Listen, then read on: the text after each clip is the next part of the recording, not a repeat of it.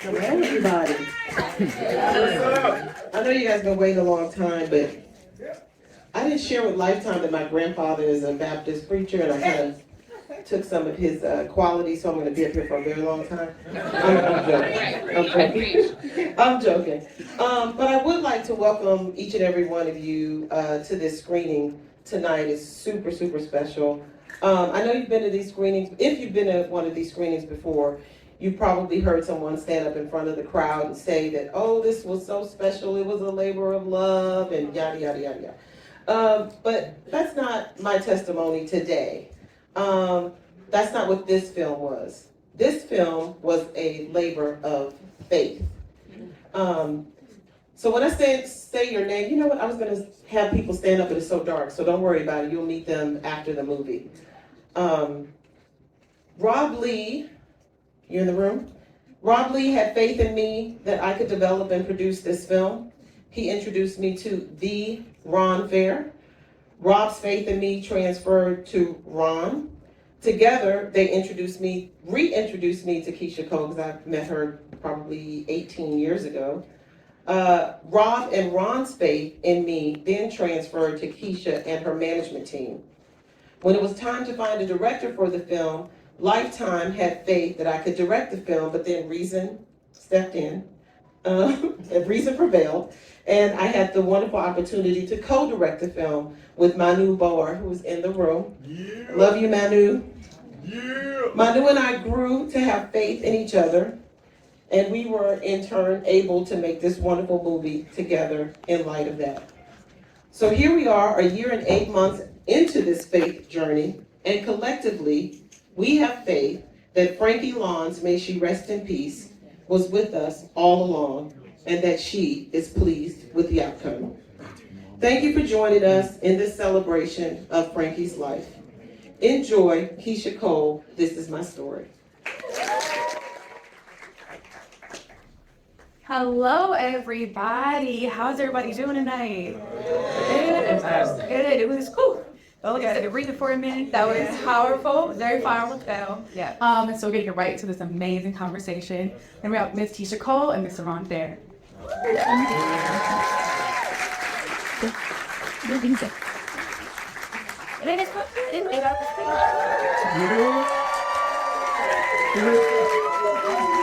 Hello.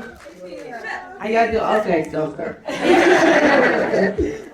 Okay, Keyshia, what a acting debut, what a movie. How are you feeling in this film? Well, I've seen the film like 5 times, so I've done a lot of crying and reflecting and everything like that. I feel, for the most part, I think it's just a reflection of my life and my love that I have for my mom, and hate that it ended the way that it did, but the truth is, you know, this is just my life. Yeah. Yeah. And so when did you decide to immortalize like your life and your story in this particular way? Well, the Lifetime was calling for a little while. I think when I did the verses, Okay. they were reaching out about doing the movie, and we just didn't do it at that time. And then shortly after, my mom had passed, and then they reached back out. Okay. You know, and they were like, yo, you know, this is some things that's happened. I mean, my dad passed after that. Then my dog of 14 years passed after that. It was like, okay, my best friend too, actually. But yeah, and so we just decided to capture that during that time. But we were trying to do the movies when I first got signed to Interscope. Okay. Yeah, Josh Singleton, we sat down with him and was supposed to do the movie, and that didn't happen then. Right. And then we I forgot just, about that, actually. yeah. I mean, so it's Just like working a well capture, with it's it. not more than 9 months. Yeah. Followed by an 8. Okay. I know This that. film is a miracle that it exists and that you're able to portray yourself and tell the story this way. And it's thank you to everybody who helped. Came us. and watched it. And our first audience too. Yeah, everybody watched it. So you said that you knew you always wanted this to be your acting debut. Why? Yes, yes. Well, I always wanted to play myself because I felt like I could do that the best, better than anybody. I always wanted to just play myself. Like, that was always my goal. And I think that's why we didn't hire John Singleton, because he told me I didn't have to play myself. And I was like, you're not doing it. But nah, rest in peace, John Singleton, because I was like, Jimmy, never fool with that. But like, that I always wanted to do that. That was like my goal, always. And so I initially read that the movie was initially titled "The Song for My Mother," the Keyshia Cole story, and then it switched to Keyshia Cole, "This Is My Story." So what, like, the transition, what was that about? It's just difficult, man. It's like, I feel, my personal feelings is like, it was so much more story to tell, man. We just did not have enough time, right, D'Angela? Right. Yeah, we just did not have enough time to tell the things that I wanted to, tell the ladies and, that has listened to my music over all this time. Mm-hmm. It was just so much but I wanted to dedicate it more so to my mom. Yeah. In remembrance of her and her story as well. And I felt like it was a good opportunity to have that live for the rest of my life. For sure. And my children's lives. So they can, like, see it. Yeah. And so we only saw the glimpses of, like, your childhood and your teenage years, but how did you continually motivate yourself to pursue your dreams and also, like, at the same time taking care of your family? Man, we was talking about that on the way here in the car. Man, there wasn't no other choice. It was like, you know what I'm saying? Like, we was like, okay, well, if it doesn't work out, it was like, it gotta work out. It ain't even like, I don't have nothing else. There's nothing else for it. Like, there's nowhere else for me to go. You know what I'm saying? Like, it gotta work. Yeah. So I think that was my mind frame. Yeah, I remember in one part of the film you said, like, it felt like you were carrying 5 adults in your back. Did you feel at any point that you became, like, your family's matriarch? Well, I think that line came from me not really feeling like I had a life at that time. There was like a lot of work and family and love and everything, and that gets stressful, you know what I'm saying? And then that marriage came, and then it was more struggle. Anyway, so that was like, it's like, let me try something else. Go back. You let it go. You know what I'm saying? I'll think of that. No, I had a beautiful son, so it's all good. They are beautiful children. And so, Ron, you were one of the first people to take a chance on Keyshia way back when. So what was it about her that made you a believer, that you trusted her talent truly? Well, we all have different versions of the stories, of the origin stories of Keyshia's career, but it was at Enterprise Studios in North Hollywood, probably after midnight. I'll just extrapolate a little bit, and kind of that was a lot of the ways depicted in the film is similar, but I heard her sing the song "Love," like in the room, and she had a tear in her voice and an authenticity and authority, and it was just all very apparent that I was in the presence of something great. And then I almost had a fight with Christina Aguilera because I'm like,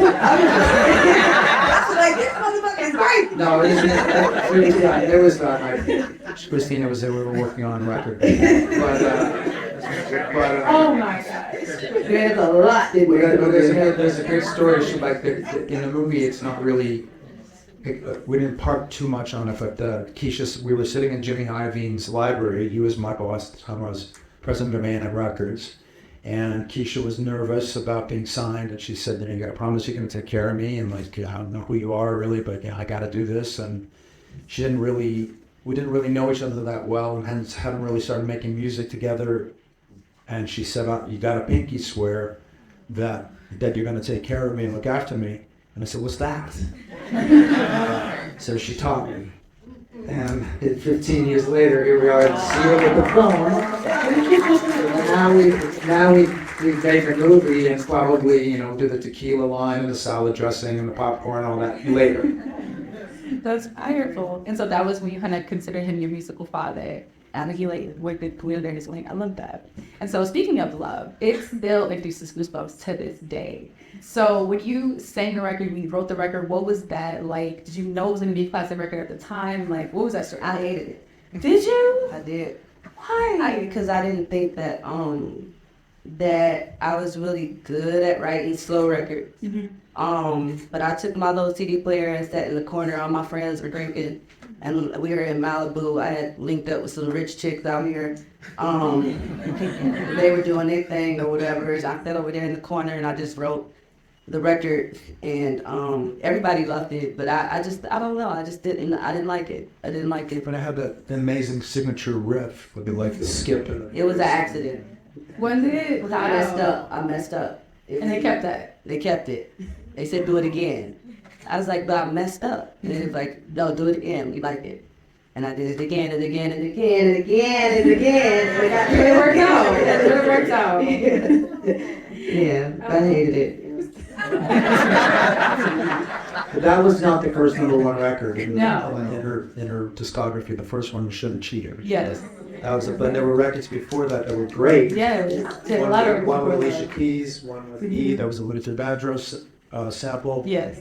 And they all had, but it was Should Have Cheated. That was the first one that went to #1, and then Love came after that. I love that. And so what song at the time that you wrote, were you writing all those for your first album? Like, which one did you actually resonate with more? Like, which one did you actually love, Restful State? Well, I mean, I liked a lot of the records that I wrote, but off the first album, Thought you had my back. I Thought You Had My Back. I freestyled that one. That was a good one. Period. What about I Changed My Mind? I Changed My Mind was great. I mean, but it was like, everybody else was on there. Kanye wrote some stuff. Right. John Legend wrote the bridge. I wrote the verses. There's a lot of just good bangers off that first one. You changed. Everything was kind of like, I don't know. It wasn't that. I don't know. But I guess your own music, I guess once you release it, I don't know. It's just like, and now it's out there. It's like, I want to see what y'all think about it. Like, But it's interesting you said that your favorite song of yours was Enough of No. I didn't write that one, though. Yes, but why is that one your favorite then? Because I felt like, first of all, on stage, it just banged real hard. You understand? You know what I'm saying? Like, and so that, I feel like it's just, the words in that one, it's just like, I be feeling it. It's a great starter point for me. Not Heaven Son? That's not on the first album, no. Yeah, I don't really. No, but that works. I love that. I love that song because it is a banger with like Weezy. I appreciate God for letting me write all these songs because without that, I wouldn't be where I am right now. So I'm not unappreciative. Like, I'm not, like, I love all the records. You know what I'm saying? Like, I think it'd just be so much pain when it comes to them. Yeah. That I was just like, dang, whatever. But, but I appreciate all the records. Yeah. Because it got you. Yeah, and I wrote them, so. And it paid. So speaking of pain, there were several like super intense scenes, and I remember you said that it gave you a chance to process your mom's loss in ways you didn't expect. So how so did you find it hard to relive anything in particular? Everything. The casket, was really difficult. Just every time I had a personal talk on the bed, sitting down talking to her, that was really difficult. The rehab scene was really difficult because I knew that like the next day was gonna be, I think all of it, but it was also, all of it was kind of like something that was like my last goodbye to her, in a way. It was, especially the bed, sitting down and singing the song with her, I felt a lot of times that I was really close to my mom, and my mom was really close to me, so that was, I appreciated those moments. And having those scenes alongside the veteran like Debbi Morgan, was there anything advice that she gave you to like push you through, to get you through those types of things? Oh, she just kept saying, I feel like your mom is here. You know what I'm saying? She kept saying that. She was like, and not everybody cursing and things like that. Like, some days it just be really hard. And I was just like, you know what I'm saying? Like, today I'm not crying. I'm not crying today with Debbi. She like, okay, baby, but why you don't want to cry? I'm tired of crying. I'm over crying. And then I cry. You never leave. So much for that. I'm like, Yeah. Yeah, it was difficult. And so with all that, like we saw in the movie, like a lot of things happened back to back. You put out 6 albums nonstop. You were always on go, go, go. Have you had a chance to just pause? And how does Keyshia Cole self-care? Well, my kids are, they slow you down.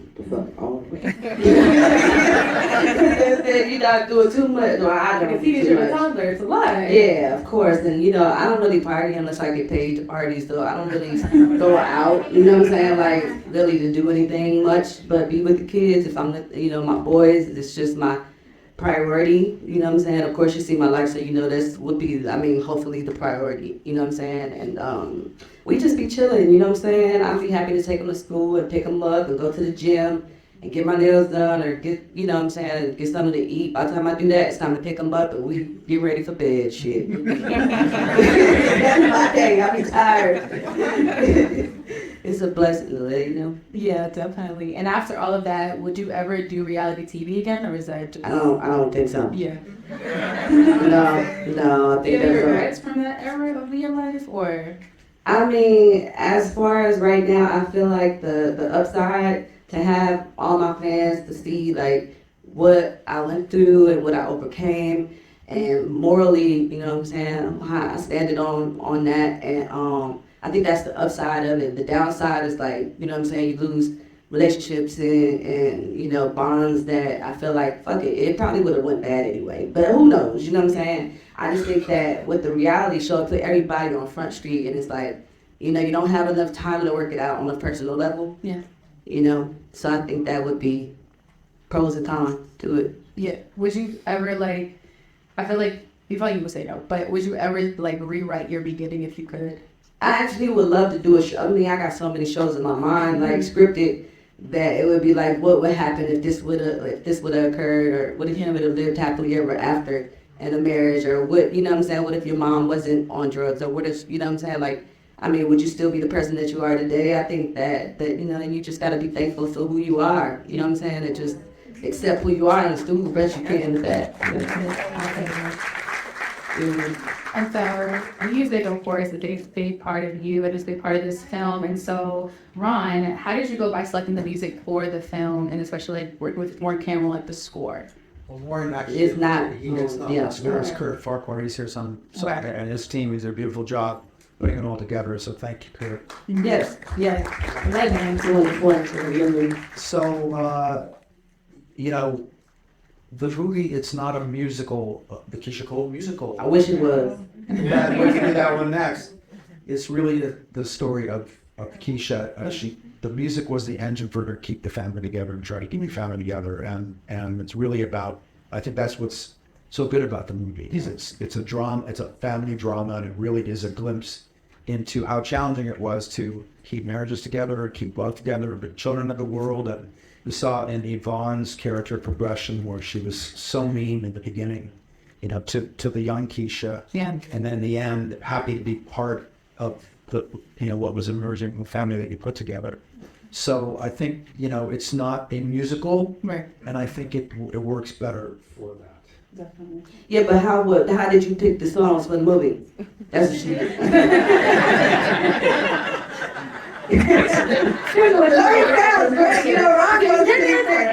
Like, we be listening because we be like, it be really entertaining, but how did you pick? Do you have a favorite Keyshia Cole song? Was a collaborative process between the director and the Lifetime. So that's And the writer. Yeah, she picked a lot of the songs as well, too. Okay. that's how that comes about. So, and do you have a favorite Keyshia Cole song for yourself? They're all like it's a very personal thing. They're all a piece of my life, and That's how I feel. I should have said that. Yeah. they're all like kind of like children that Yeah. we raise them, and then they grow up and they get their own apartment. We've been blessed, I think, in our musical collaboration. It's beautiful. Yeah. So he worked with you on the first three, like your trifecta, your cool trifecta, the first three. But then, do you feel like your music changed when you guys weren't working together? I hated it. But like, I had to live in those moments because, I was still at the label and he was no longer there, and it was really hard for me because I was really uncomfortable. For the most part, I losing my voice for a long time, and Ron just made me feel like I was great.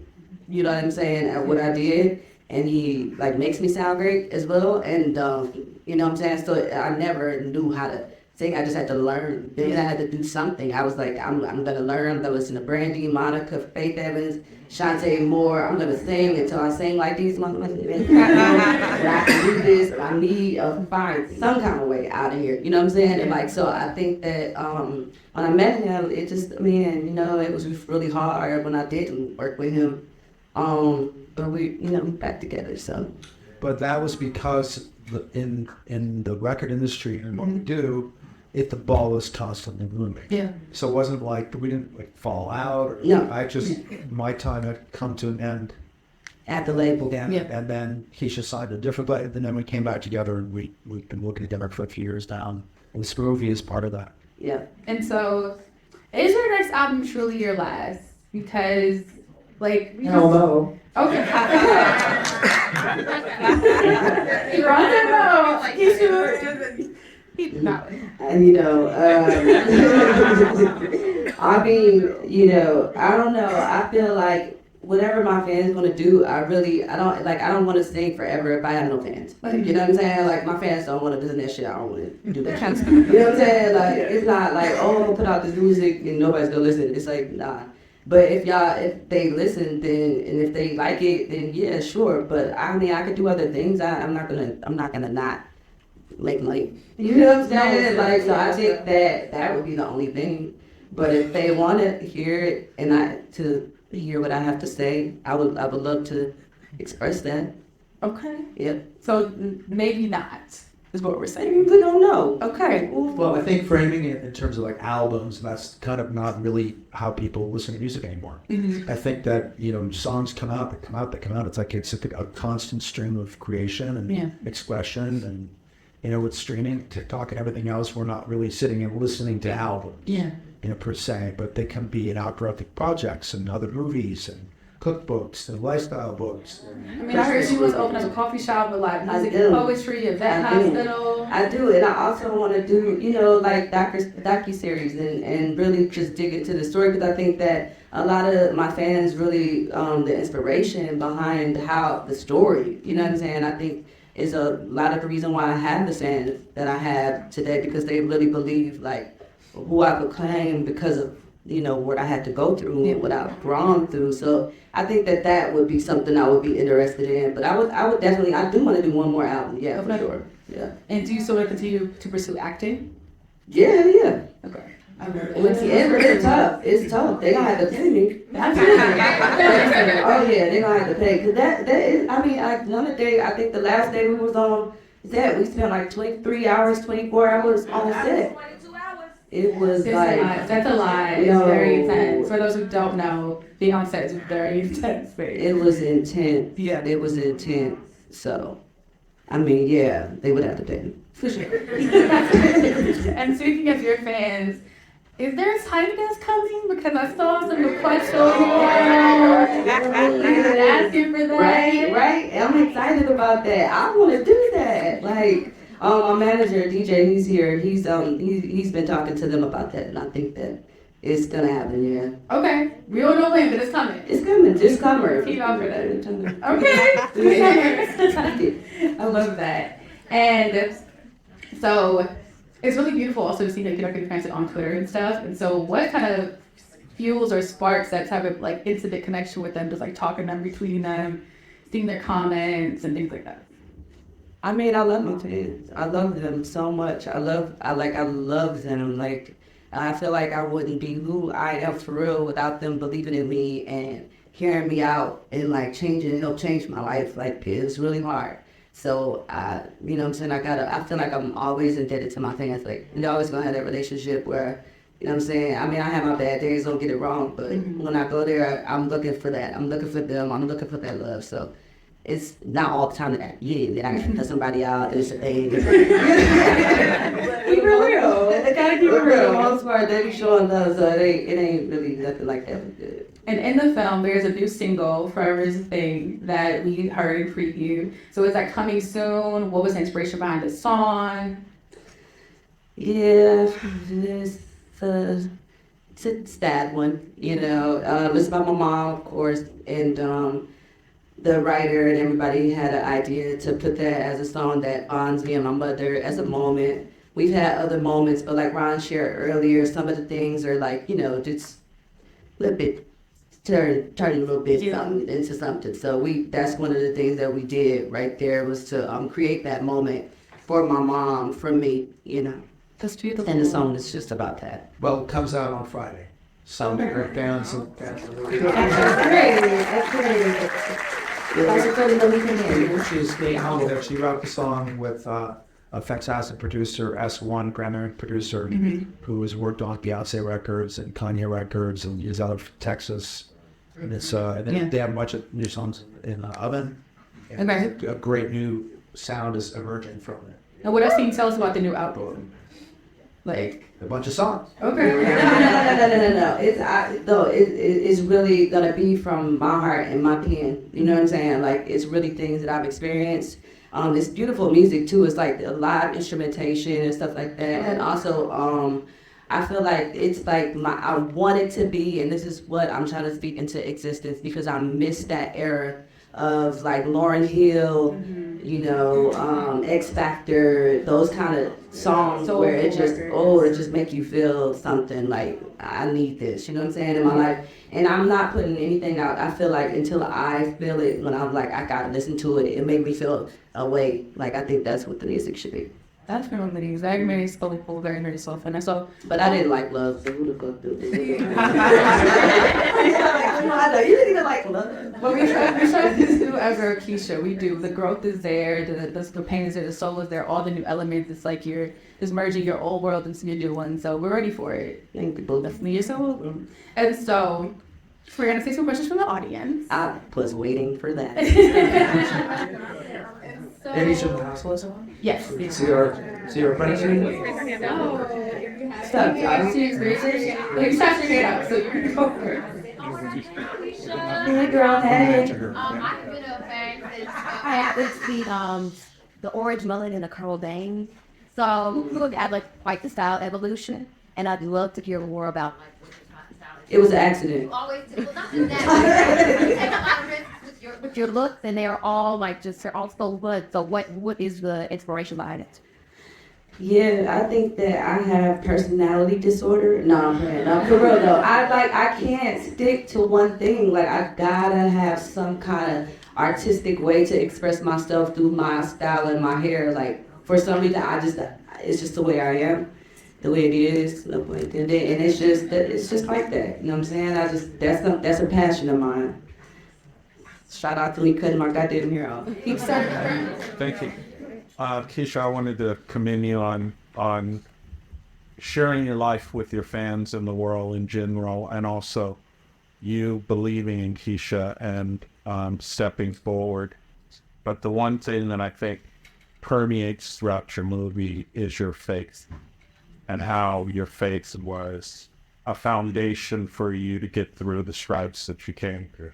So I commend you for sharing that. Thank you. I think that was one of the major points that I had to, speak to everybody about, because I do remember that time. That was not something that was redone or rescripted. Like, that is something that actually happened, and I remember the moment where I went into the church and I was by myself, and my cousin had just shot himself in front of my mother. He killed himself in front of my mother, and it was really difficult for me with not having anywhere to go.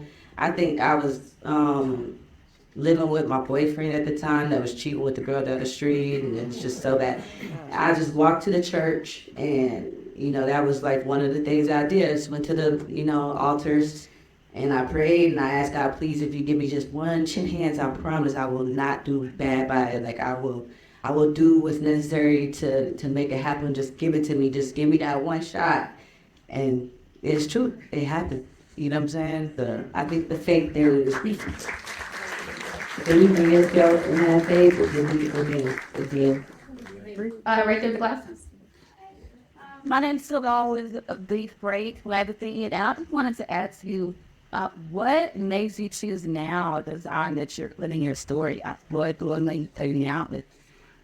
Oh yeah, I think that I answered that question a little bit earlier when she had asked me, because I felt like we've been trying to do this movie for so long, but I really feel like died and what occurred with my mom was now, you know, and I feel like with my mom, I wanted to definitely do something and remember to her that we could never forget.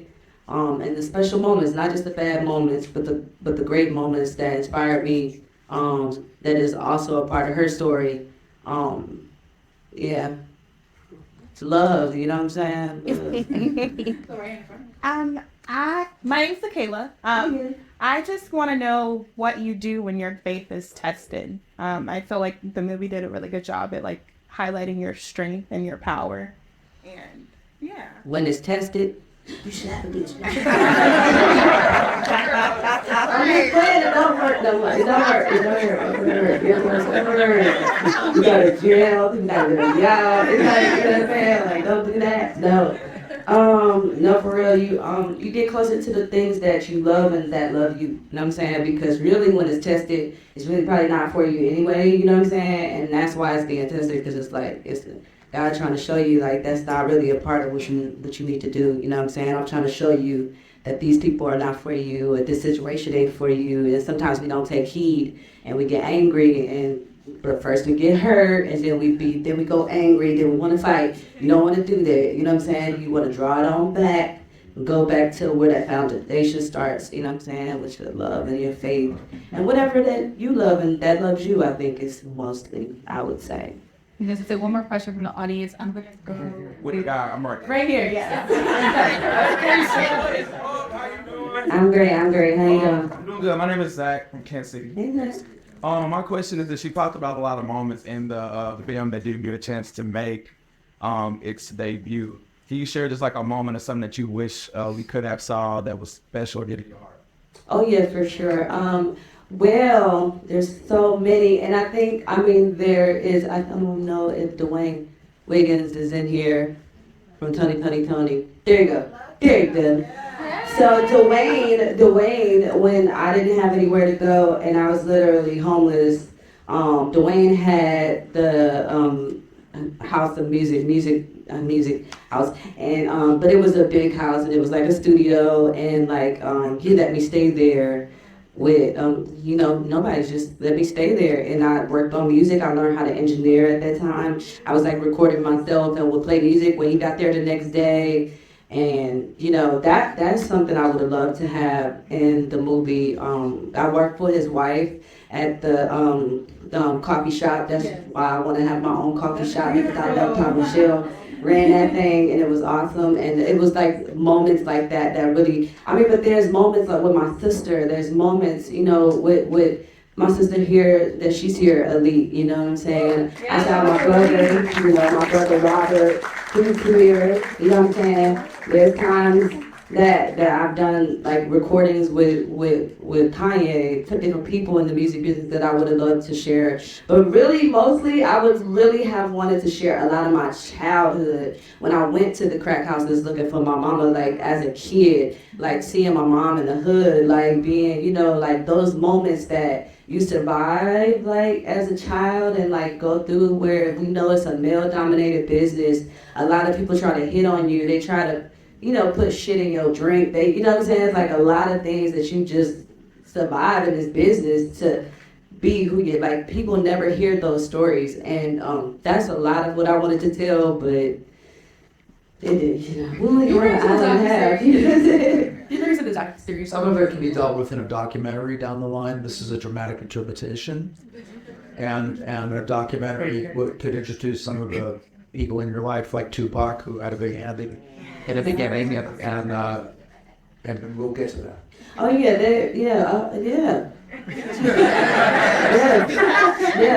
yes, that is true. What would you like to add? I'm Keyshia. Hi. First and foremost, I want to say thank you very much. I'm gonna try not to cry here. Yeah, don't cry. I have been a fan of yours. I don't know if you remember me or not. I remember. I have been a fan of yours since the very, very, very beginning. You spoke earlier about the trials and tribulations of the crack house. My father was a heroin addict, and when I first heard, before the album came out, it was mixtapes that were being passed out in LA. I was in the Valley. I got a hold of music was my thing. So I got a hold of one of these mixtapes, and I heard the first edits of Love, and I heard the first edits of the songs that were not finished yet.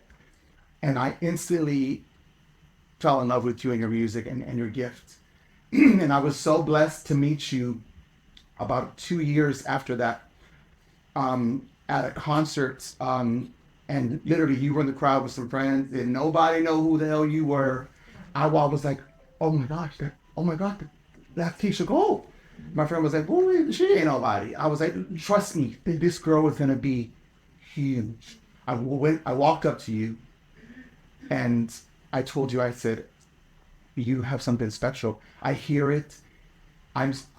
You have something special. Fast forward to see you go through that life, to hear about your childhood.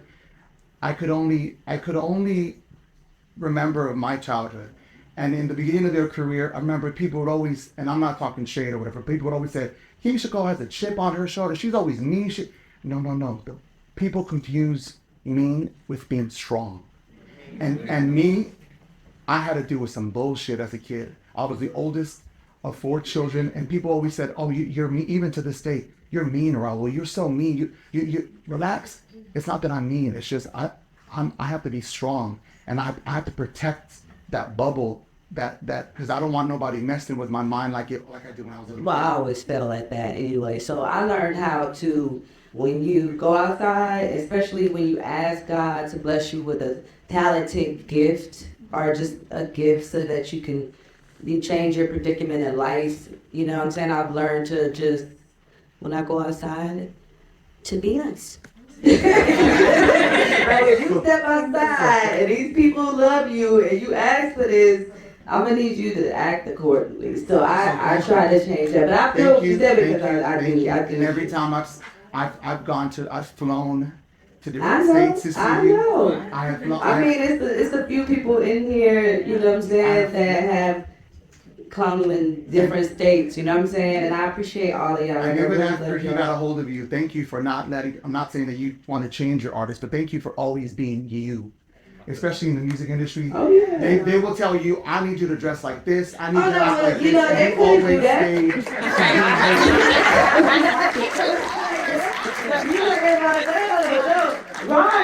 Ron was the advocate. He's in my corner. He's always been in my corner. It's like, no, they don't fucking tell you what the fuck to do. Y'all get the nice side of Ron, but Ron's really like a fucking gangster. I'm real the mean guy.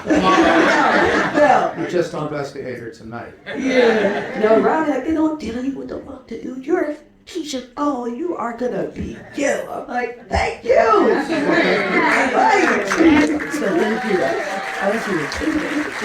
And I said, you know how I love you. I told you. No, I mean to outlet. But it don't. So we have to wrap, unfortunately. Yeah. And so as a reminder, teacher. Oh wait, before we wrap. Okay. So we going bowling.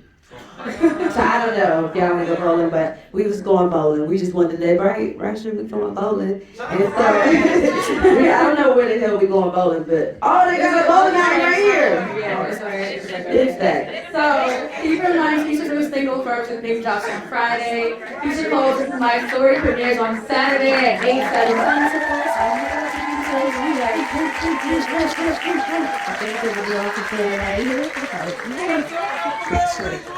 You did a good job with the opioid. Watch it.